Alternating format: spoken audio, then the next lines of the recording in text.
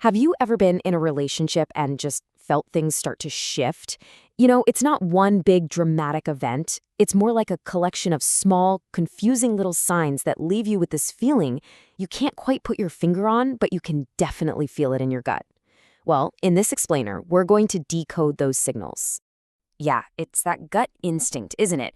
That little voice in the back of your head that says something is off, even when you don't have any real proof. What's happening is your brain is picking up on all these tiny micro signals, a slight change in tone, a shift in energy, and it's trying to warn you. This is all about learning how to listen to that instinct with clarity, not fear. Here's a really important idea to remember. Big relationship changes almost never come out of nowhere, like some kind of sudden thunderstorm. Instead, they're usually preceded by a whole series of small, almost invisible patterns. These emotional shifts, they always leave clues behind long before the full picture becomes clear. So here's our game plan. We're going to start with that gut feeling we just talked about. Then we'll break down 4 really key signs to look for: emotional distance, a new world of secrecy, constant criticism, and finally, shifting priorities. And then we'll tie it all together and talk about the power of seeing the whole pattern. All right, first up, emotional distance. Now, this one is often the most subtle sign, which makes it the easiest one to explain away. Think of it less like someone flipping a light switch off and more like someone slowly, gradually turning down a dimmer switch. Just look at the contrast here. Before, maybe they were super curious about your day, really enthusiastic. But now, conversations feel kind of short, right? That warmth feels, well, thinner. Affection might feel a little less spontaneous, maybe even forced. It's not necessarily that they dislike you. It's a fundamental shift in the energy of the connection. So why does this happen? Well, the source material gives us this great metaphor. Think about our emotional energy like it's a battery. We all have a limited supply. When that energy starts getting redirected and invested in someone or something new, it just naturally has to drain from the existing connection.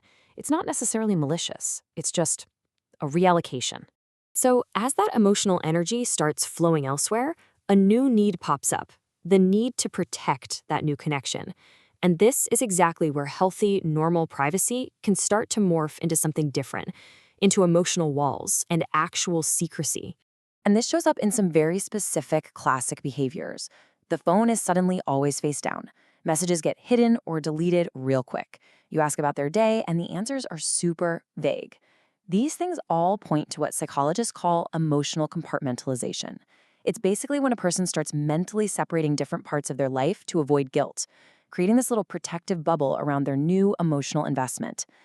Okay, this next sign can be really, really confusing. It's when a partner who used to totally accept your quirks and flaws suddenly starts getting hypercritical. All these little things that never even mattered before are now somehow constant sources of annoyance. So what on earth is going on here? Psychologically, it often boils down to something called cognitive dissonance. See, our brains absolutely hate holding 2 conflicting ideas at the same time. Ideas like, I'm a good, loyal partner, and I'm starting to develop feelings for someone else. That internal conflict creates some serious mental discomfort. And to get rid of that discomfort, the brain does something kind of sneaky. It subconsciously changes one of the beliefs. It starts to justify the emotional distance by finding and magnifying flaws in the current relationship. The internal story shifts from, this is a great, valuable connection, to, see, look at all these problems. Something here just isn't working anyway. So the criticism, it's often not even really about you. It's about their own brain trying to make its conflicting feelings make sense. And that brings us to our final sign, shifting priorities. Now, this isn't just about having a busy schedule. Hey, life gets busy for everybody. This is about a change in their actual presence. It's when they're physically in the room with you, but you can tell their mind and their emotional energy are just somewhere else entirely. And the crucial point here is that the connection that used to feel so easy and natural now starts to feel like work. Conversations feel forced. The relationship itself can start to feel more like an obligation on a to-do list than a genuine priority. And this happens because our brains are naturally drawn to whatever feels new, exciting, and validating. Okay, so let's pull all of this together. The real power in understanding this stuff isn't about spotting one isolated clue and freaking out. It's about recognizing the pattern. It's about shifting yourself out of that state of confusion and into a state of clarity by seeing how all these signs connect. I mean, think about it. Any single one of these signs all by itself doesn't really prove anything. Emotional distance could just be stress from work. Secrecy could be someone needing a little space. A bit of criticism could just mean they're having a really bad day. Life is messy and complicated. But when you start to see a pattern, when you see the emotional distance, plus the secrecy, plus the unusual criticism, and the shifting priorities all happening together, well, that's when psychology tells us that something much deeper is very likely going on. The pattern itself is the real signal. And let's be crystal clear about something. The goal here is not to turn you into some kind of paranoid detective constantly searching for clues. Not at all. It's about cultivating your own awareness. It's about trading in that constant anxiety and confusion for real understanding so that you can protect your own energy and, most importantly, your self-respect. And that brings us to our final and maybe most powerful takeaway.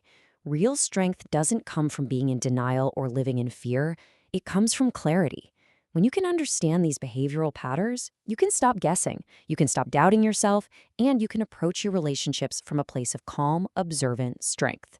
Awareness, my friends, is power.